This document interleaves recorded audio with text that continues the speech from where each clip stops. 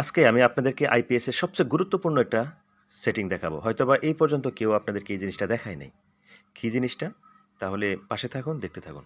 দেখেন আমি লিপগার্ড এই একটা আইপিএস এর মধ্যে সার্কিটটা নষ্ট হয়ে গেছে। আমি নতুন একটা সার্কিট এনে সেট করলাম ছোট্ট সাইডের। কিন্তু সার্কিট লাগানোর পরে আউটপুটটা যখন ওই 220 ভোল্ট সেটআপ করলাম, তখন আউটপুটটা সবসময় কি লাফাইতেছে। মানে এটার ঠিক হচ্ছে না কোনো কিছু।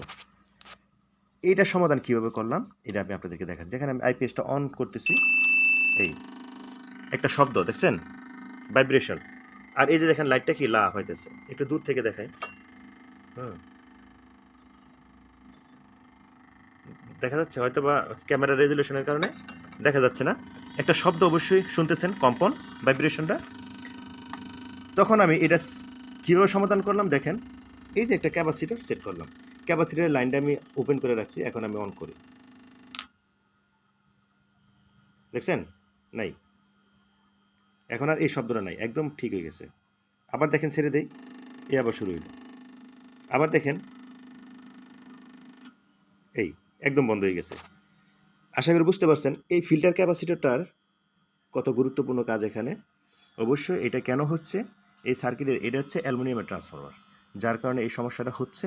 আমি যখন এই 2.5 একটা ক্যাপাসিটর ব্যবহার করলাম আউটপুটে, তখন সব ঠিক। এই যে এখন লাইট আর কি লাফাচ্ছে না, এই লাইটটা কিন্তু লাফাইতো, ঠিক আছে? আমি আবার ছেড়ে দেই, দেখেন এই শব্দটা শুনতেছেন?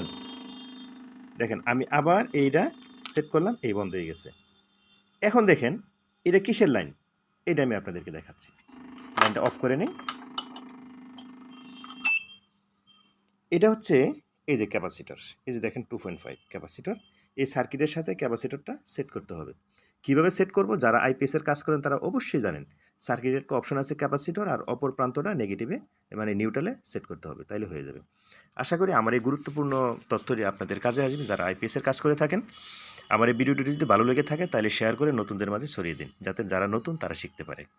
আশা করি বুঝতে পারছেন। তো আজকে এই পর্যন্তই। খোদা হাফেজ।